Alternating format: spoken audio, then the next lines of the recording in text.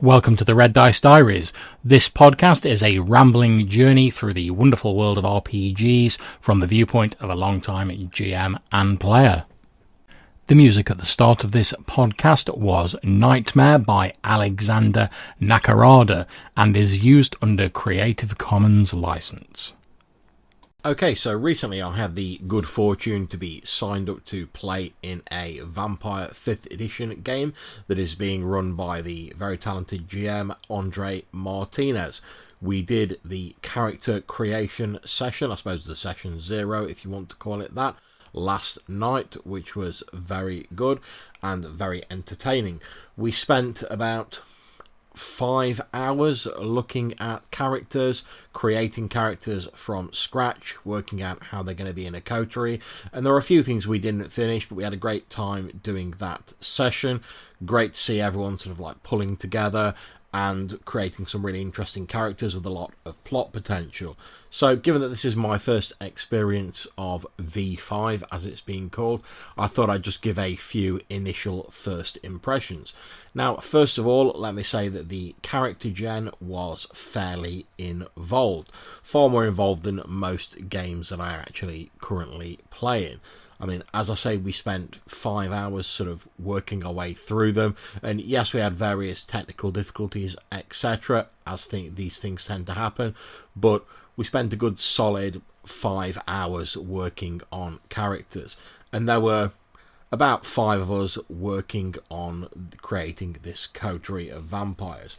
Some of us came to the table with some ideas of what we wanted to do, whereas others, like myself, had only a vague or no idea at all, and we were creating the characters sort of wholesale, as it were. Looking at the game, I found the character creation very entertaining. It gives you lots of story potential and allows you to build up a character. I mean, I myself are playing a character whose embrace happened pretty much as an accident. He was taking his pregnant fiancée to the hospital as she was in labour when someone staggered out in front of their car. They hit them in the car, decided to take the person to the hospital to try and get them some help, not realising this person was a vampire. The vampire, desperate for blood, having just been hit by a car, grabbed my character and pretty much drained him dry of blood. As the fiancé ran off to get some help, the vampire, full of remorse for what they'd done, embraced my character to try and save them. My character then disappearing from his fiancée's life, knowing that he couldn't return, but secretly trying to support her and his child from the shadows as time went on. It was a very interesting character gen, and it put me in the mind of the life path character gens that people have talked about in Traveller and things like that. You know, where you determine the life events of your characters, and that affects what sort of stats you have, I suppose.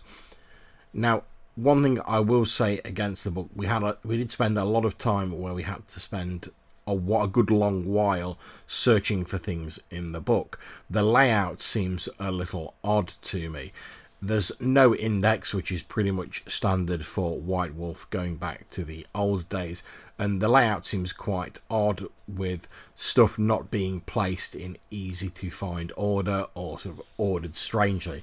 One example of this I can give is in the advantages and flaws section. Instead of having the nice layout where it's just a list of advantages and a list of flaws, they're all split up into categories with so for instance, you might have the Haven merit, and that will have a number of merits listed and then a number of flaws that can be connected with your Haven following afterwards. Now, one of the things I liked in the game is that you choose your sort of predator type. My character being a sort of social person, I went for the Siren template, which is basically you feed from seduction, and that gives you certain things to go on your character sheet. In this situation, I gained a 1-point enemy flaw. Now, trying to search through for something with a bold title of enemy yielded no results whatsoever. It's actually tucked away under the ally section, where it pretty much just says an enemy is a reverse of an ally, but it's not highlighted in bold or anything like that, so it's quite difficult to actually find. That aside, the layout of the book is a little strange, as is the art style. I don't really mind the sort of photographic representation of the characters. That's grand. However, I do question using a sort of 3-column layout in an A4 book. It's fine for broadsheet newspapers, but it makes things look a little bit crammed in an A4 book. Now, obviously, this isn't a full review. These are just some of my first impressions. I enjoyed the fact that when you're picking your disciplines, you get to pick powers, so that not everyone who has Dominate 1 has the same stuff. That was great. I love that. The actual coterie creation part, where you determine what sort of ethos your coterie follows, was quite interesting, although we sort of wrapped up before we got into that in too much detail. But I very much enjoyed it. I had a great sort of 5 hours having a laugh and a joke with the people who were going to be involved in the session, and it really did create some interesting stories in my mind. So I think, to be honest, if you've got a fair bit of time and you're willing to put the effort in, I can see V5 yielding great results in terms of characters and story potential. However, it doesn't seem like it's a game you're going to sort of just pick up and play easily, but I don't think it's ever really claimed to be.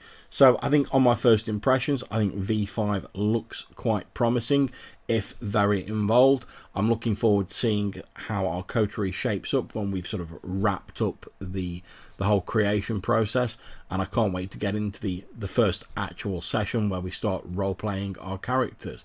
So hopefully you'll bear with us, and I'll be giving further reports on this as we go along, and hopefully Andre will put up the videos for the Grand Coteries games. So that's it for this episode. If you have any questions or suggestions for things you'd like to see in the podcast in future, please either email them to reddicediaries@gmail.com or drop me a voicemail at Anchor. Until I see you next time, wherever you're playing, take care and enjoy yourselves.